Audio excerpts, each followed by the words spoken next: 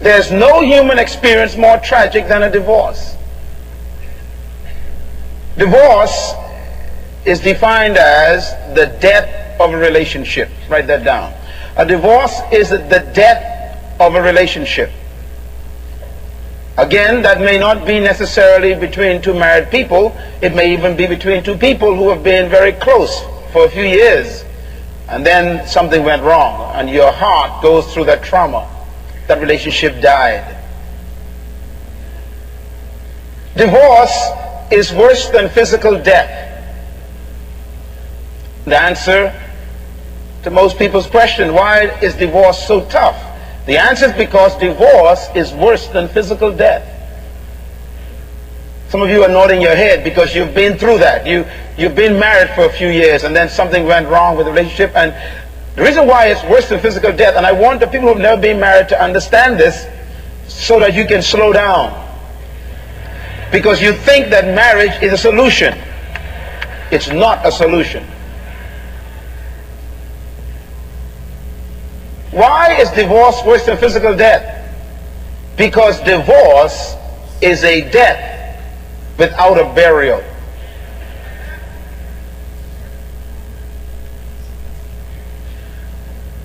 It is better for a person to die than for them to get a divorce and still be alive. Why?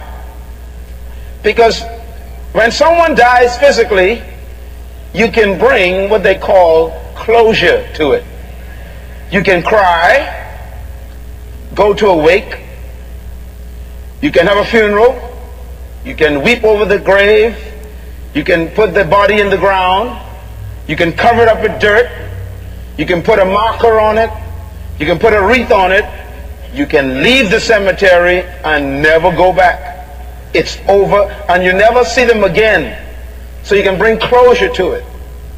But when you get a divorce, the death of relationship, it's burial free. There's no burial involved.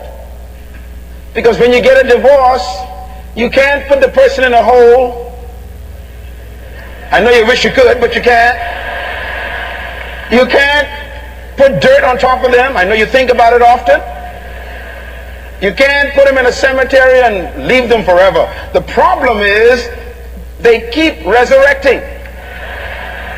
In the food store, when you turn a corner. When you go to school to pick up the kids, there's the resurrection again. When it's time to pay alimony or not pay it or meet at the courtroom to get it. When you go to see the kids or to bring the kids or to exchange the kids, there's this resurrection and the pain keeps opening up.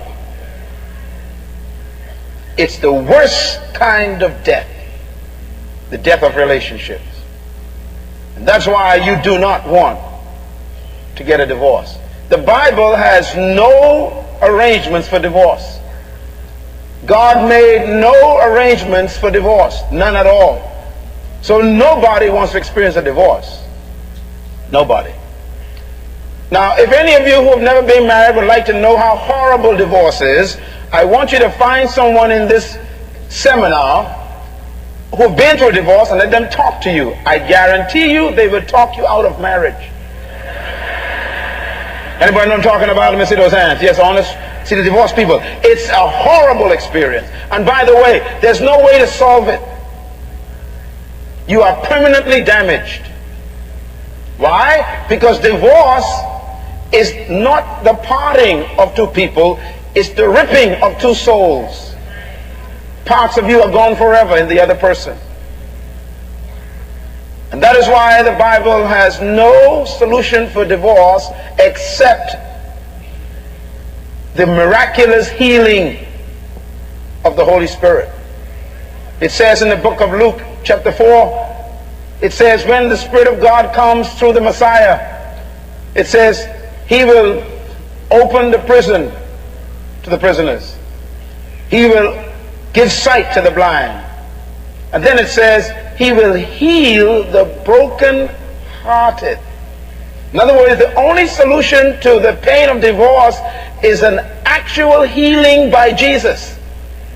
A psychologist cannot help you with a divorce and the pain of it. That's why most psychologists are divorced themselves. So this conference is to prepare you and to help you not make mistakes, not deal with the danger of having to go into a relationship. Now let me just say this carefully. Divorce is impossible without marriage. Write that down, please. I know it sounds simple, but you keep missing that. You cannot get a divorce unless you're married. Secondly, marriage is impossible without individuals. So you need marriage to get a divorce, but you need individuals to get married. So the prerequisite for divorce is marriage. And the prerequisite for marriage is individuals. And thirdly, marriage, because it's a prerequisite for divorce, is more important than divorce. Now, if marriage is necessary for divorce, and individuals are necessary for marriage, then the most important thing in relationship is not divorce nor marriage. It's individuals.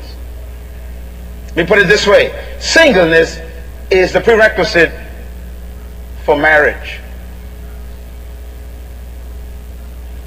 Now I'm going to give you some definition and understanding of this concept, because one of the biggest difficulties we have today is that people keep thinking that singleness is a problem. Singleness is not a problem. Let me talk about the key to marriage a little bit. First of all, your marriage is only as good as your singleness. So stop concentrating on getting married.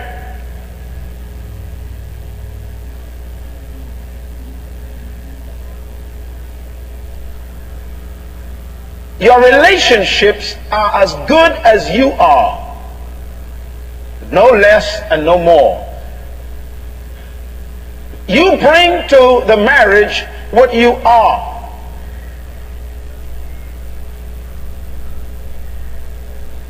When you walk down the aisle in your white dress and your tuxedo, whatever is wrapped up in those clothing is what the other person gets.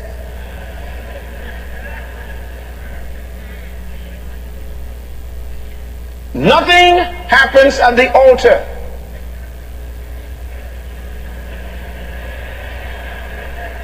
If you are lazy before you arrived, they are taking a lazy person home. If you are stingy before you arrived, they are taking a stingy man home. If you are stupid before you arrive, you got a well-dressed stupid person.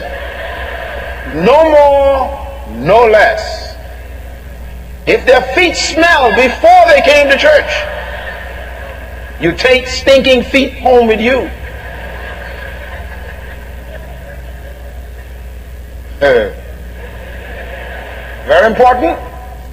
No miracles happen at the altar. Just faith in words. Singleness is a myth. It's a myth to me. It's not real. And I want to destroy the myth of singleness today. I want to give you a good point to write down, and that is, it's okay to be single, but it's not okay to be alone.